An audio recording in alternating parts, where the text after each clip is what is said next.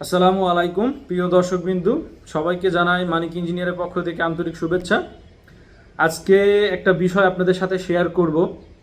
আপনারা যারা একটা বিল্ডিং করতে চান বা একটা বিল্ডিং করার আগে সাধারণত বিল্ডিং মালিকগণ বা যারা বিল্ডিংটা করতে চায় তাদের করণীয় হচ্ছে সুন্দর একটা ডিজাইন সংরক্ষণ করা বা সুস্পষ্ট একটা ডিজাইন সংরক্ষণ করা। এবং এটা অবশ্যই আপনার কতটুকু ল্যান্ড আছে, আপনার ওই ল্যান্ডের ভিতরে আমার কতটুকু ছাড়া লাগবে, হ্যাঁ, অথরিটির রুলস অনুযায়ী, এবং পাশাপাশি আপনার আসলে কি পরিমাণ বাজেট আছে, এই সকল বিষয়গুলোকে মাথায় রেখে সুন্দর সুস্পষ্ট একটা ডিজাইন আপনাকে সংরক্ষণ করতে হবে এবং সঠিকভাবে স্ট্রাকচারাল ক্যালকুলেশন করে যাতে একটা ভূমিকম্প রোধক এবং সাশ্রয়ী খরচ আপনি কাঠামোটা করতে পারেন। এখন আমরা আসলে প্রায় দেখতে পাই অনেক ভদ্রলোক বা অনেক মানুষ আমাদের কাছে আসে যে একটা ডিজাইন করছেন, ডিজাইনের ভিতরে আছে শুধু একটা কোনো রকম ফ্লোর প্ল্যান, একটা কলামের কিছু ডিটেলসে কলামের সাইজগুলো কেমন হবে, কী রকমের হবে, এই জাস্ট কলামগুলো দেখানো আছে কী রকমের কোন পজিশনে, জাস্ট একদম মানে বেসিক পার্টগুলো বা বেসিক একদম না হইলেই নয়, just floor plan column beam কী রকমের থাকবে এই রকমের। বাট এইগুলো আসলে আপনার বিল্ডিংয়ের স্ট্রাকচার থেকে শুরু করে কোনো কিছুই আপনি প্রপারভাবে এই রকমের ডিজাইন দিয়ে করতে পারবেন না। একটা ডিজাইনের জন্য আপনার একটা গুড প্ল্যানিং দরকার। আমি যদি বলি এক কথায় সোজা বাংলায় যদি আপনাদেরকে আমি বোঝাতে যাই, সঠিকভাবে আপনার ল্যান্ডটাকে প্রপারভাবে ইউটিলাইজ করে একটা ফ্লোর প্ল্যান করতে হবে। ওই ফ্লোরের পরে ওটাকে একটা 3D-তে রূপান্তরিত করতে হবে যে আসলে আপনি বিল্ডিংটা করার পরে ভিজুয়াল আসলে কেমন হবে। আপনি যদি একটা 3D ভিউ না দেখেন বা বিল্ডিংটা কেমন হবে এই জিনিসটা যদি আপনি না দেখতে পারেন বা মিস্ত্রি যদি না দিতে পারেন, তাহলে কিন্তু আসলে আপনি বুঝবেনই না যে আসলে আপনার বিল্ডিংটা কী রকমের হবে। মিস্ত্রিও আসলে বুঝবে না যে আসলে কোনভাবে কাজ, তাহলে হচ্ছে ওনার অনুযায়ী কাজটা হবে। হ্যাঁ, অনেক সময় দেখা যায় সেকশন এলিভেশন এগুলো দেখে আসলে বিল্ডিংয়ের প্রাপ্য জিনিসটা যে কী রকমের হবে এই জিনিসটা একদম ভিজুয়ালি মিস্ত্রিরা বুঝতে পারে না, অনেক কাজ মিসিং করে, অনেক সমস্যা হয়।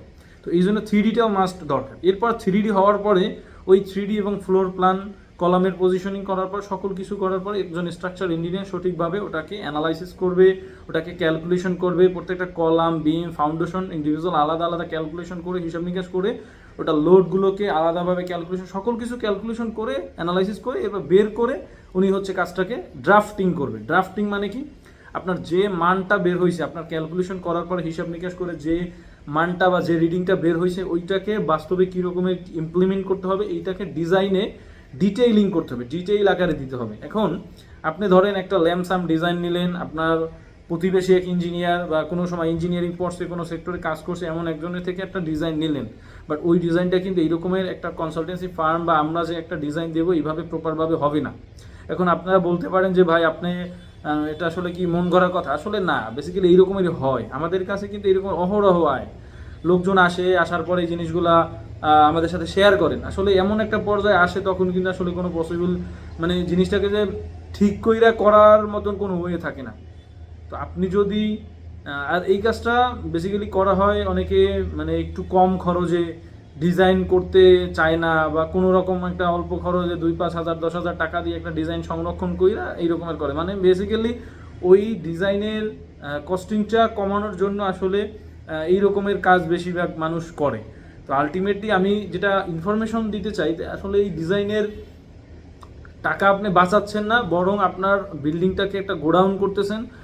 আর পাশাপাশি হচ্ছে আপনার এই টাকার থেকে আরও আপনার বেশি টাকা খরচ বেশি হবে। বাট আপনি যদি একটা প্রপার ডিজাইন প্রপার ক্যালকুলেশনের মধ্যে দিয়ে কাজটা করতে পারতেন, আপনার একদিকে হচ্ছে সাশ্রয়ী খরচ আপনি করতে পারতেন এবং ইন ডিটেল আপনি সকল কিছু বুঝতে পারতেন, দেখতে পারতেন কীরকমের করতে হবে জিনিসটা, একদম হাতের নাগালে থাকতো, সকল কিছু আপনার চোখের সামনে থাকতো যে এই রকমের হচ্ছে, আমার এই কয় টাকা খরচ হবে, আমার বিল্ডিংটা এইরকম হবে, এই পার্টে এইভাবে করতে হবে, ইন ডিটেল সকল কিছু থাকতো।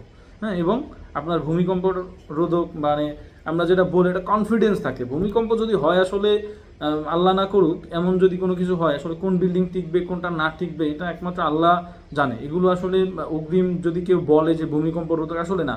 বাট আমরা একটা 8 মাত্রা বা একটা 7 মাত্রার ভূমিকম্প রেজিস্ট করার মতন ক্যাপাবিলিটি দিয়ে আমরা ডিজাইনটা করি। এরপর ইমপ্লিমেন্ট হওয়া বা যত শক্তই হোক না কেন আল্লাহ যদি না করুক আসলে থাকবে না।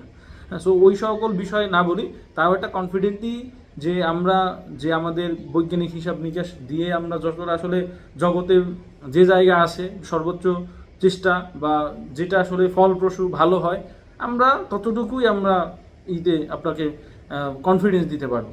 হ্যাঁ, বাকিটা হচ্ছে আল্লাহর ইচ্ছা। বাট আমরা যদি এতটুকু হিসাব না করে আমরা ডিজাইন করি, তাহলে তো আসলে আলটিমেটলি আমার এখানে কিছুই হলো না।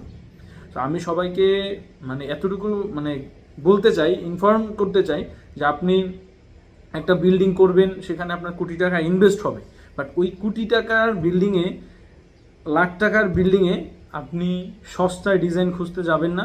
আমি বলবো না যে আমাদের থেকে ডিজাইন নিতে হবে, এমন না। আপনি আপনার স্ট্রাকচার আপনি থাকবেন, পাশাপাশি আরও মানুষ থাকবে।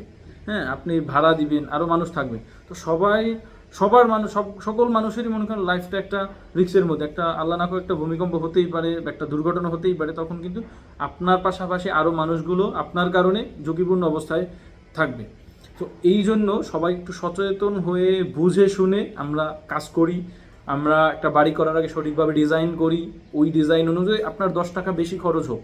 হ্যাঁ, হয়তো কোনো মানুষ আপনি যে ডিজাইনটা করতেন ওই জায়গার থেকে আরও 5 টাকা বেশি লাগবে, বাট তাও আপনি কিন্তু একটা সুন্দর সাফিসিয়েন্ট এবং একটা আত্মবিশ্বাসের সাথে একটা ডিজাইন স্ট্রাকচার পাবেন।